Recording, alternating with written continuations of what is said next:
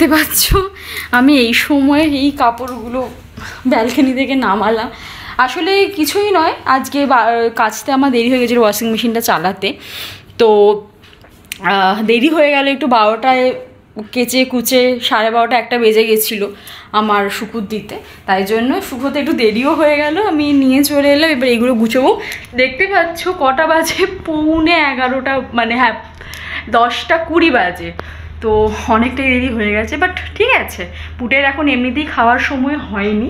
তো একটা জিনিস দেখানো ছিল, এই দেখো এইটা আমি নতুন কিনলাম, মানে আমি আর শান্তনু আমরা নতুন কিনলাম। কেমন লাগছে একটু কমেন্ট করো। আসলে এটা বেতের, এইটা খুব পছন্দ হয়েছে। একজন কাকু থাকেন আমাদের এখানে মন্দিরতলাতে, উনি নিয়ে বসেন। উনি এরকমভাবে মানে মাথার ওপরে কাঁধের ওপরে তুলে তুলে নিয়ে যান।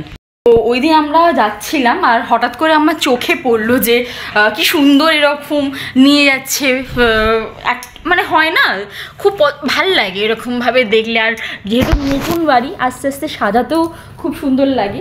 তো হঠাৎ করে দেখে আমারই প্রথমে খুব সুন্দর লাগলো, তো শান্তনু আর আমি ওটা অর্ডার দিলাম। তো তার পরের দিনই গিয়ে নিয়ে এলাম। আর অ্যাকচুয়ালি আমরা দুটো মোড়া আমাদের আগে ডেলিভারি দিয়েছিল, তারপরে টেবিলটা উনি বলেছিলেন যে আমার একটু বানাতে দেরি লাগবে। তো এটার টেবিলটা আমাদের আজ সকালে এলো, মানে আমরা শনিবার এটা লিটারেলি বুক করেছিলাম, আর রবিবার আজ সকালে, আজ সোমবার সরি আজকে মানডে আজকে সকালে এসে ডেলিভারি করলো। প্রাইসটা যথেষ্ট কম আমার কাছে, কারণ এর আগে আমি যখন এরকম বেতের কিছু বুক করেছি অনেক দাম নিয়েছে, যেমন 25,000 বলেছে এরকম সেটের। কিন্তু এই সেটটা যেটা নিয়েছি এটা নিয়ে মোড়া, তো এই সেটটার দাম নিয়েছে 6,000 টাকা। তো যথেষ্ট কমেই আমরা এই সেটটা পেয়ে গেছি, তো খুব ভালো লেগেছে। আর ইভেন আমার এরকম বেতের জিনিসপত্র কেনার অতটা অভিজ্ঞতা নেই, তো আমার প্রথম খুবই সুন্দর লেগেছে। ইভেন আমি শান্তনুকে ওটাই বলছিলাম যে আমি কি ভাবছি এবার থেকে পুরো ঘরে আসবাবপত্রগুলো, এই দেখছো এখনো ভিজে, মানে এখনো শুকোয়নি, তো এগুলো দিতে হবে আবার, এগুলো শুকোয়নি। আমার পাতলা পাতলা জামাগুলো শুকিয়ে গেছে, বাট শান্তনু যে মোটা জিন্স, 3টে জিন্স দিয়েছিলাম আজকে, শুকোয়নি। তো অ্যাকচুয়ালি না সবথেকে ভালো হয়, আমি যেমন সকালে উঠি তো পুটায় না ওই সময় ঘুমে খুব অসুবিধে হয়, কারণ আমি তোর পাশে থাকি না, ওর বাবা ওর পাশে শোয়। পুটার থেকে বেশি শান্তনু বিছানায় হামাগুড়িটা বেশি খায়। তো আমি এমনিতেই ভয়ে সকালে উঠে কাজগুলো সারি, যে এই না পুটেই উঠে পড়ে, এই না পুটে উঠে পড়ে। তো ওর মধ্যে ওয়াশিং মেশিন চালানোর যে আওয়াজ, এসি চললে ফ্যান চলে না, ফ্যান না চললে বাইরের অর্ধেক আওয়াজ ভেতরে আসে, ওয়াশিং মেশিনটা চললে পুটাই শিওর উঠে যাবে। ওই জন্য পুটে যতক্ষণ না ওঠে, ও 8:30 9টা করে উঠে যায়, তো ও যতক্ষণ না ওঠে আমি ওয়াশিং মেশিনটা মেনলি চালাতে পারি না। তারপর ও উঠে ঘ্যান করে ওকে খাইয়ে কুল ডাউন করতে করতে আমার 10টা 11টা বেজে যায়। ওইটা প্রায় 50 মিনিটের মতো বলে, কিন্তু নেয় 1 ঘন্টার মতনই। তো তারপর শুকো দিতে আমার ল্যাদ খেতে দেরি হয়ে যায়। তো এই করতে 12:30 একটা বেজে গেলে না শুকোয় না পুরোপুরি জামা কাপড়গুলো, বাট ইটস ওকে, বারান্দায় রেখে দেবো, কোনো অসুবিধা নেই। তো গরম কার কোথায় কেমন পড়ছে কমেন্ট করো। আর এই সময় এমনই অবস্থা আমাদের মিডল ক্লাস ফ্যামিলির জন্য, যারা আমরা মিডল ক্লাসে বিলং করি, গরম সামলাতে পারি না, এসিটা অন করি, তারপরে এসিটা অন করে যে ইলেকট্রিক বিলটা আসে সেটা আবার সামলাতে পারি না। বড়েরা অভিযোগ করে যে একটু কম খরচা করো, একটু কম এসিটা চালাও, কিন্তু কি করবো, কতটা শুনবো। এমনিতেই বাইরে কাজ থাকলে বাইরে ভেতরে করতে করতে এমনিতেই চালানো হয় না এসি। তো এই গরমে তুমি রিল্যাক্স করলেই তুমি চালাতে পারো, নাহলে তুমি এমনিতেই চালাতে পারো। তো গরম সত্যি লাগে, এই গরম মানে এতদিনে সত্যি এত গরম এসেছে, এরকম বেকার গরম একবারও পড়েনি। উফ, বিশেষ করে যাদের বাড়িতে বাচ্চা আছে, ওআরএস একদম চালান, কোনো অসুবিধা নেই। মানে এত ওদের ঘাম বেরিয়ে যায় না বাচ্চাদের, তো মানে এই ওআরএসগুলো জল খেতেই হবে। নুন চিনি জল যে সমস্ত বাচ্চা 5 বছর হয়ে গেছে, যেমন পুটাইরই এখন 3.5 4, তো ওকে এখন ওআরএসের জলটাই দিই। তো আমি দিই, তাই আমি আরও সবাইকে বলছি আপনিও দেবেন। বাচ্চাদের ডিহাইড্রেশনে যদি একবার এটা ধরে নেয় না, এই দেখো এটাও ভিজে আছে, এটাও শুকো দিতে হবে। একবার যদি মানে ডিহাইড্রেশনের ব্যাপারটা চলে আসে তাহলে ওই যে কষ্টটা, ওইটা ভীষণই কষ্টের। তো বাচ্চারা যাতে জল টল ঠিকঠাক খায়, পুটাই জল ঠাকুরের কৃপায় ঠিকঠাক খায়। ওর মানে একটা সিপার মানে ওই যে বোতলগুলো আছে না, এখনো বাচ্চাদের মুভি সেন্সের পাওয়া যায়, ওই ওই ওই বোতল থেকে আমার ছেলে এখনো ওই হ্যাংওভারটা ওর কাটেনি। তো ওটা দিয়ে জল খেতে খেতে খেতে খেতে প্রায় অনেকটাই জল খায়। তাও আমি ওকে এরকম ওআরএসের জল দিই যাতে ওর ডিহাইড্রেশনের কোনো সমস্যা না আসে। এই তোমাদের সাথে গল্প করতে করতে আমার পুরো জামা কাপড়টাই গুছানো হয়ে গেল। দেখা যাক, এখন আর রাতে আমি ব্লগ শুরু করলাম কারণ এই করে করে করে করে হচ্ছিলই না যে না একটা ব্লগ করব। কিছুদিন আগে মানে কালকেই তো আমরা দীঘা থেকে এলাম, বাট ওখানেও এমন আমার ল্যাগ, আমি একটু যে ব্লগ করব, ফোনের স্টোরেজটাও চলে যাচ্ছে। আর প্লাস আমার ছেলে আমার ফোনটাকে পুরোপুরি কি বলবো চুম্বকের মতো ধরে আছে আমার ফোনটা, যে ফোন ছাড়বেই না, ইউটিউব দেখবে, গেমস খেলবে, ওই করে করে না ফোন আমি ব্লগিংও করতে পারি না। তো হ্যাঁ, কিছুই নয়, এবার পুটাকে শুধু খাওয়াবো, খাইয়ে ঘুম পাড়িয়ে দেবো। হ্যাঁ, আমার গোপালাকেও ঘুম পাড়াবো, গোপালাকে খাইয়ে দিয়েছি। পুটাই এখন ছাদে খেলছে, এটাও ভিজে, ছাদে খেলছে, ওর হয়ে যায় তারপরকে নিয়ে আসবো। বন্ধুরা, একটা ট্রিক্স তোমাদের সাথে শেয়ার করতে চাই। দেখো এই ক্লিপগুলো কিন্তু মানে আমরা যারা রোজগার সংসারে কাজ করি এই সব জামাকাপড় শুকো দেওয়ার জন্য খুবই দরকার। তো আমি তোমাদের সবার সাথে ওটাই শেয়ার করতে চাই যে এই যে ক্লিপগুলো দেখছো না, একটা বক্সের মধ্যে আমি স্টোর করে রাখি। অনেক সময় হয়, বিশেষ করে যাদের বাড়িতে বাচ্চা থাকে, ক্লিপগুলো এদিক ওদিক চলে যায়, এদিক ওদিক হারিয়ে যায়। তো এরকম যদি বাক্সর মধ্যে তোমরা স্টোর করো, ক্লিপগুলো খুব সুন্দরভাবেই থাকে। এভরিওয়ান, এখন বাজে 5:30, আমি উঠে পড়েছি। কারণ আমি যখন ব্রেকফাস্ট করি আর পুজো দিই ওইটা ব্যাক টু ব্যাক করি। তো সকালে উঠে আমি আমার রুটিন কাইন্ড অফ স্টার্ট করে দিই। তো আমি উঠে ফ্রেশ হয়ে গেছি, এখন আমি চলে এসেছি সিধা রান্নাঘরে এসে আজকে বরের ইচ্ছে আলুর পরোটা খাবে, তাই জন্য তার তৈয়ারিতে লেগে যাচ্ছি। দেখি কি আছে, আমি আসলে কাল রাতে কিছু দেখতে পাইনি যে কি আছে, কিভাবে করব। পেঁয়াজ আছে, আদা রসুন আছে, ঠিক আছে হয়ে যাবে, 2টো আলুতে আই থিঙ্ক হয়ে যাবে আমাদের দুজনে। তো হ্যাঁ, প্রিপারেশন স্টার্ট করি, চলো লেটস গেট স্টার্টে। মর্নিংটা শুরু হয়ে গেছে, তারাও দেখাই তোমার বাইরে কি সুন্দর লাগছে।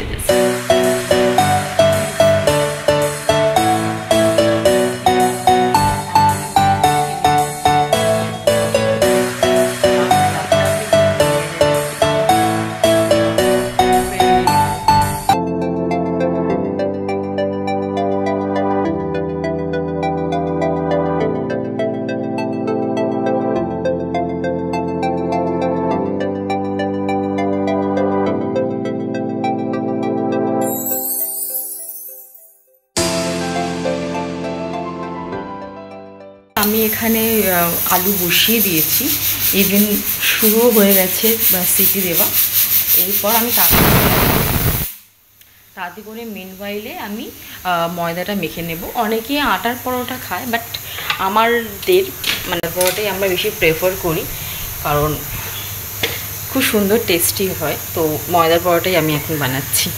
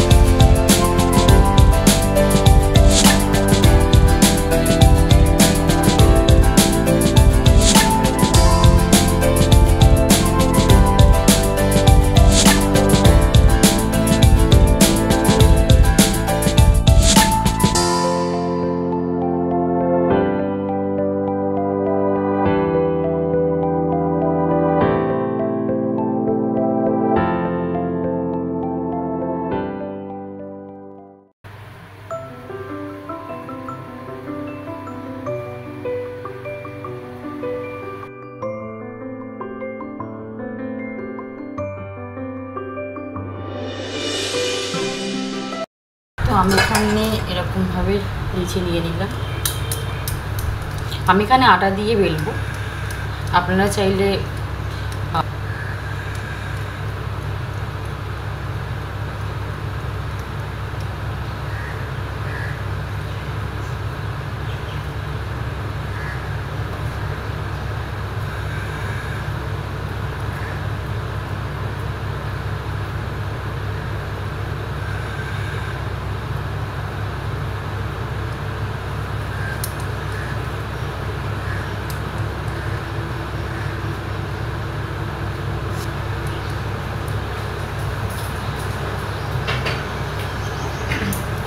হালকা হালকা হাতে আমি এটা বেলে নেব।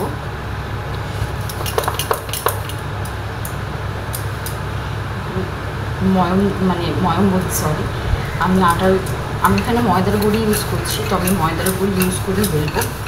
এই দেখো চারপাশে ফেটে যাচ্ছে, মানে অল্প অল্প করে করবো।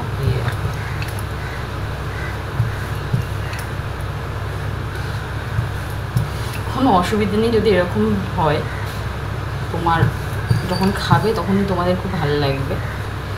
একটু আলু পরোটা মোটাই আমার ভালো লাগে। ঠিক আছে,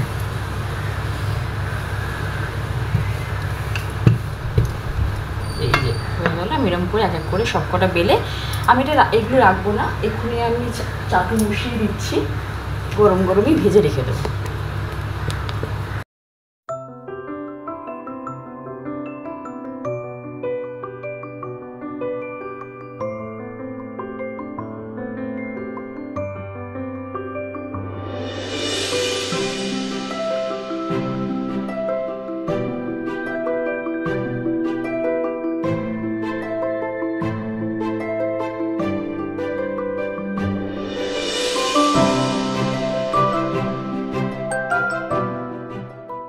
আমার আলু পরোটা বানানো শেষ, আমাকে দেখুন যা আমি ঘেমেছি। তো আমি দেখাচ্ছি তারা।